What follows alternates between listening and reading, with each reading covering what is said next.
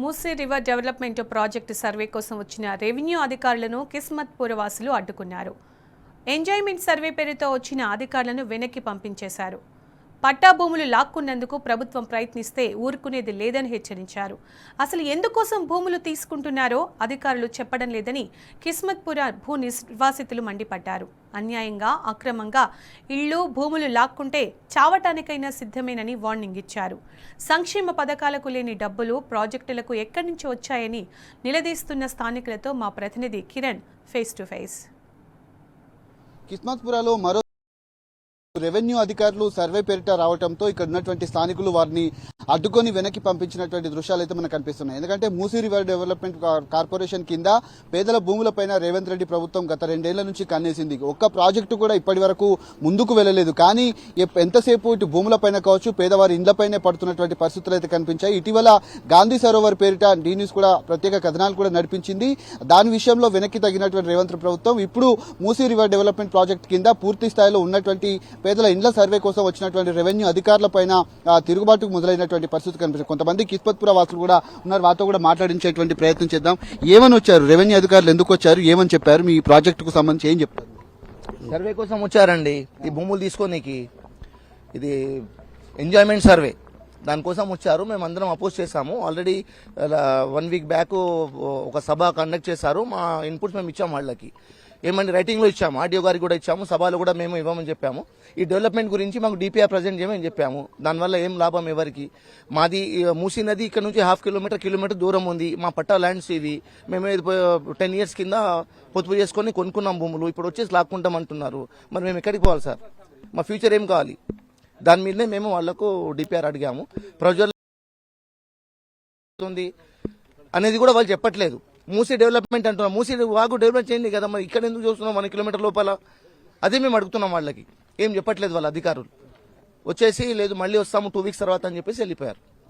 ఇప్పుడు ఇంకొక విషయం ఏంటంటే అంటున్నాడు. ఒకటి నోటిఫికేషన్ రిలీజ్ చేసినప్పుడు ప్రజా ప్రయోజనార్థం అనే విషయం అతను చెప్పాడు.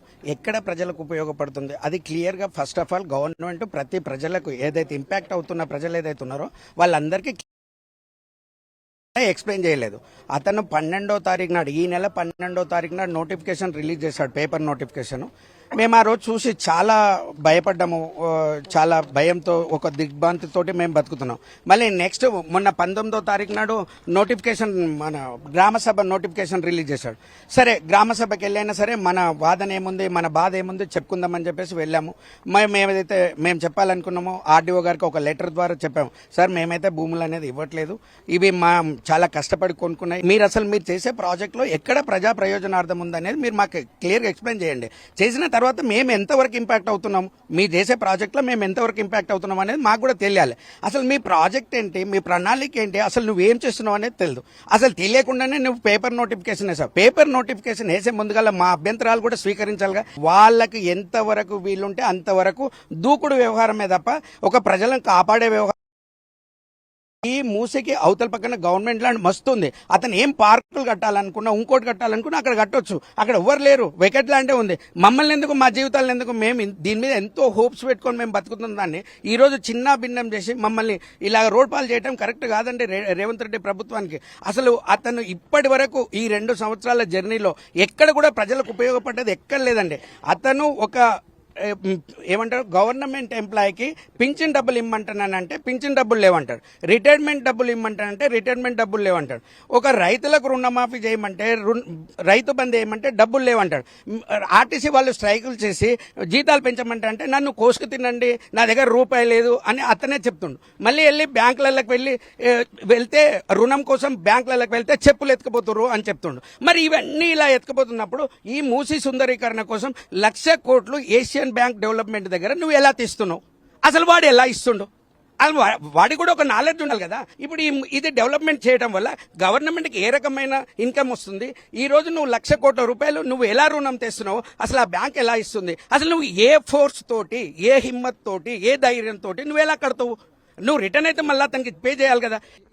ఇటీవల హిమాయత్ సాగర్ లో భారీగా నీళ్ళు వచ్చాయా లేదా మీటర్ స్కేల్ చూస్తే చేరిపోయేది. కానీ విచ్చలవిడిగా నీళ్లు వదిలి కింద ఉన్నటువంటి ముంపు ప్రాంతాలని చెప్పి లేదంటే అక్కడ ఉన్నటువంటి వాళ్ళని ఖాళీ చేసేటువంటి ప్రయత్నంలో భాగంగా వాళ్ళను భయభ్రాంతులకు గురి చేసి ఇక్కడ ఉన్నటువంటి మిమ్మల్ని కూడా ఆ నీళ్లు వస్తున్నాయి పోతున్నాయి అనే ఒక చందంలో కూడా చాలా వరకు ఇబ్బందులు పెట్టే ప్రయత్నం చేసిందని తెలుస్తుంది. ఇంతవరకు సార్ అతను అసలు ఆ నీళ్లకు మాకు ఎలాంటి సంబంధం లేదు. ఇప్పుడు ఈ రోజు కూడా రేవంత్ రెడ్డి ప్రభుత్వం గానీ అతని అడ్మినిస్ట్రేషన్ గానీ అందరిగో మీడియా సమక్షంలో ఆ 17 గేట్లు ఎత్తమని చెప్పండి. ఒక్క డ్రాప్ గేట్ ఇక్కడ తగిలిందంటే అంటే మేమే ఈజీగా మేమే రీజన్ చేసి వెళ్ళిపోతాం. మాకు ల్యాండ్ కూడా అక్కర్లేదు, తీసేసుకోండి, ఫ్రీలో తీసుకోండి.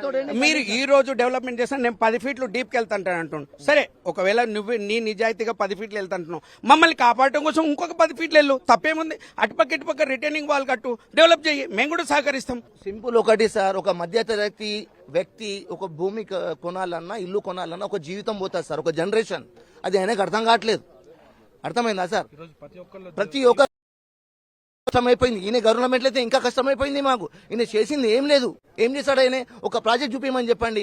ఎక్కడ చూసినా భూ కబ్జాలు, అక్కడ వచ్చేసి ఇది భూమి తీసుకుంటున్నా, ఇక్కడ ఇవే నడుచున్న రోజు మీడియాలు తప్పితే ఆయన చేసి ఉపయోగం చేసింది ఏం లేదు ప్రజలకి. ఆయన వచ్చినప్పటి 2 సంవత్సరాలు మిగిలి ఉంది సార్. ఆయనకు ఏదో విధంగా చూసుకోవాలని తెలుసు, నెక్స్ట్ ఎలక్షన్ లో రాడు అని పక్కా తెలుసు ఆయనకు. ఆ రాకముందే ఈ 5,000 కోట్లు 6,000 కోట్లు బ్యాంక్ లోన్ తీసుకోవడము, చేతులు దులుపుకోవడం, పక్క జరిగిపోవడం, ఇది ఆయన ఇంటెన్షన్ నాకు తెలిసి. ఒక మధ్యతరగతి వ్యక్తి సార్, ఎవరైనా మీరైనా నేనైనా ఒక ఇల్లు కావాలంటే ఒక జనరేషన్ పోతాయి సార్. ఇప్పుడు మా కళ, ఇప్పుడు మేము ఎక్కడ పోవాలి సార్? ఇప్పుడు మా ఇల్లు లాక్కుంటే గవర్నమెంట్ వాల్యూ ఇస్తా అంటాడు, నువ్వేమో 177 కోట్లకు ఎకరం అమ్ముతావు. 170 ఎకరం. ఇక్కడ కూడా బుద్ధివేలో కూడా అమ్మాడు 50 కోట్లకు 60 కోట్లకు. నువ్వు అమ్ముతావు, నువ్వు గవర్నమెంట్ నుండి అమ్ముతావు. ఒక మధ్యతరగతి వ్యక్తి ఎక్కడ పోవాలి మరి? మేము ఈయన ఇచ్చే డబ్బులు ఒకళ్ళు ఇస్తా అన్నా కూడా మేము ఎక్కడ పోయి కొనాలి సార్? చెవెళ్ళలో లేదు రేటు ఏం తీసుకోవాలన్నా. మేము భూమి ఇవ్వం సార్. మా జీవనాధారం ఇక్కడే. మా పిల్లల కోసం మేము కొనుక్కున్నాము. మా 55 ఇయర్స్ అయిపోయింది.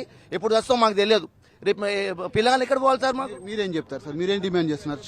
చివరిసారిగా మీరేం చెప్తారు? ఏంటంటే సార్, ఇక్కడ భూసేకరణ సుందరీకరణ అన్నారు. ఈ సుందరీకరణ ఎవరికి ఉపయోగపడుతుంది? అసలు ఎవరికి ఉపయోగపడుతుంది ఈ సుందరీకరణ అనేది? అది మాకు అర్థం కావట్లేదు. వాళ్ళు డిపిఆర్ రిలీజ్ చేయలేదు, డైరెక్ట్ గా మాకు ఎంజాయ్ సర్వే అని వచ్చారు ఇక్కడికి. మేము దాన్ని అక్యూజేషన్ ఆపేసాము, ల్యాండ్ సర్వేని తీసుకెళ్లే ముందుకి. ఇక్కడ మాకు జరగాల్సింది అంటే మేము ఇక్కడ ఇల్లు కట్టుకొని ఉన్నాం సార్. ఇక్కడే నా పక్కనే ఇల్లు, ఇక్కడ ఇల్లు కట్టుకొని ఉన్నాను నేను ఇక్కడే.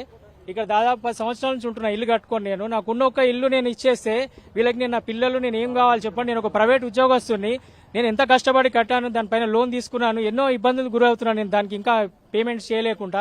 ఇప్పుడు మీరు వచ్చి అకస్మాత్తుగా ఇవ్వంటే మాకు రాత్రి పగలు కూడా మాకు నిద్రలు ఉండట్లేదు. అసలు మీరేం చెప్తారు? ఒక మాటలో చెప్పండి. మీ ఛానల్ ద్వారా రేవంత్ రెడ్డి గారు చెప్పడానికి ఏంటంటే, మేము చావడానికైనా సిద్ధం, కానీ ఈ పార్కులు కడతాం, ఇలాంటి భూములు లాక్కుంటామంటే మా శవాల మీద కట్టాల్సి వస్తుంది. మీరు ఎట్టి పరిస్థితుల్లో ఈ భూమిని లాక్కొని, మరి ముఖ్యంగా రేవంత్ రెడ్డి గారు గత 2.5 సంవత్సరాల నుంచి మనం చూస్తూ ఉన్నాం, ఎక్కడ చూసినా దందాలే, భూదందాలే కనపడుతుంది తప్ప ఎక్కడ కూడా ఒక ఇటుకపేట పెట్టింది లేదు. ఈ కేసీఆర్ అంతకుముందు చేసింది తప్ప ఈ రోజు మళ్ళీ మా దగ్గరకు వచ్చేసి మూసినది ఎక్కడో 2 కిలోమీటర్ అవతల మూసినది ఉంటే ఈ రోజు ఇక్కడ రిజిస్ట్రేషన్ ఫ్లాట్ల మీదకి వచ్చి దౌర్జన్యం అడ్డం పెట్టుకొని లాక్కోవడం అని చూస్తున్నారు. ఇది డెవలప్మెంట్ ఎటువంటిది కాదు. ప్రజాప్రభుత్వం అని చెప్తున్నారు. ప్రజలను లేకుండా చేయడానికి చూస్తున్నారు రేవంత్ రెడ్డి గారు. ఇది మేము కోరుకున్నది మీ మీడియా ద్వారా. ఇది వారు చెప్తున్నటువంటి పరిస్థితి కనబడుతుంది. పూర్తిగా ఈ ప్రాజెక్టుకు సంబంధించి తమ భూములు ఇవ్వడానికి సిద్ధంగా లేం. ఖచ్చితంగా ఇది గనక ముందుకు వెళ్తే మాత్రం ఖచ్చితంగా మా శవాలపైన ఇక్కడ ఉన్నటువంటి ప్రాజెక్టులు కట్టుకోనంటూ కూడా ఇక్కడ ఉన్నటువంటి వాళ్ళు అయితే హెచ్చరిస్తా ఉన్నారు. కెమెరా మధుతో కిరణ్, టీ న్యూస్, హైదరాబాద్.